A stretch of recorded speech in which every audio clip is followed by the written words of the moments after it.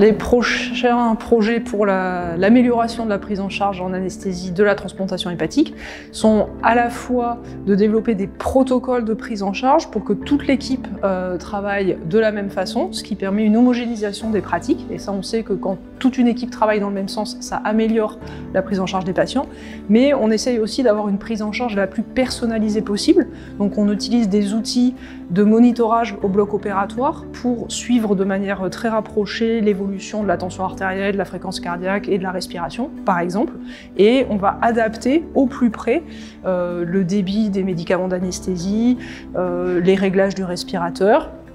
On travaille également sur une personnalisation de la transfusion et de la gestion du saignement, parce que la transplantation hépatique, c'est une chirurgie qui est à risque hémorragique, et on essaye de minimiser ce risque, de l'anticiper et de le prendre en charge de la manière la plus personnalisée possible, en utilisant des outils qu'on appelle de biologie délocalisée, c'est-à-dire des appareils qui nous permettent en 15 minutes d'avoir une réponse sur la capacité du patient à coaguler.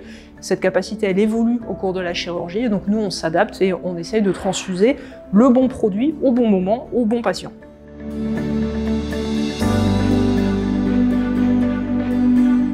Alors nous participons à plusieurs projets de recherche, des projets locaux, alors une partie sur l'hémostase et la transfusion, comme je le disais juste avant, parce que c'est un sujet qui nous intéresse et qu'on essaye de progresser.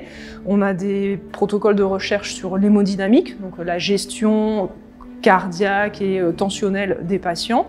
Et puis on participe aussi à des projets multicentriques. En particulier, il y a un grand projet qui va débuter, qui va concerner l'ensemble des centres de transplantation hépatique adultes en France, sur cette thématique du saignement de la transfusion. On participe également à des études de registre, c'est-à-dire qu'on regarde de manière rétrospective ce qu'on a fait, et en particulier, il y a une étude actuellement sur les bitransplantations foie plus rein, pour savoir s'il est licite, s'il est pertinent de réaliser dans le même temps opératoire la greffe de foie puis la greffe de rein, ou est-ce qu'il ne faudrait pas décaler ces interventions de quelques jours.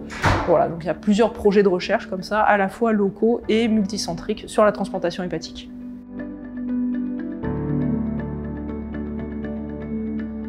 L'activité de transplantation rein plus pancréas, c'est une autre activité phare du centre hépatobiliaire et elle s'adresse à des patients particuliers, des patients qui sont diabétiques depuis de nombreuses années et qui ont développé une insuffisance rénale, parce que l'insuffisance rénale chronique peut être une des complications du diabète.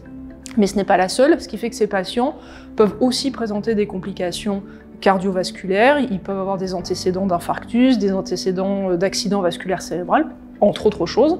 Donc l'évaluation anesthésique préopératoire, elle est fondamentale chez ces patients, autant que pour les autres patients, mais d'autant plus que certains des symptômes du fait du diabète ne vont pas être présents chez ces patients. Et ainsi, des patients auront pu faire au cours de leur vie un infarctus et ne s'en être jamais rendu compte jusqu'au jour où on fera les examens appropriés en prévision de la transplantation rein plus pancréas. Donc il y a une partie d'évaluation préopératoire qui est très importante. Et puis après, il y a une partie prise en charge au bloc opératoire qui est adaptée à ces différentes complications. Il y a quelques défis techniques de perfusion de ces patients, d'intubation. Et puis après, il y a un suivi péropératoire qui doit se faire au plus près pour optimiser l'hémodynamique, la ventilation, l'hémostase et tous les éléments chez ces patients, avec en particulier une surveillance très rapprochée de la glycémie, puisque à partir du moment où le pancréas est greffé et qu'il fonctionne, eh bien, ces patients ne vont plus avoir besoin d'insuline et ils peuvent se retrouver en situation d'hypoglycémie.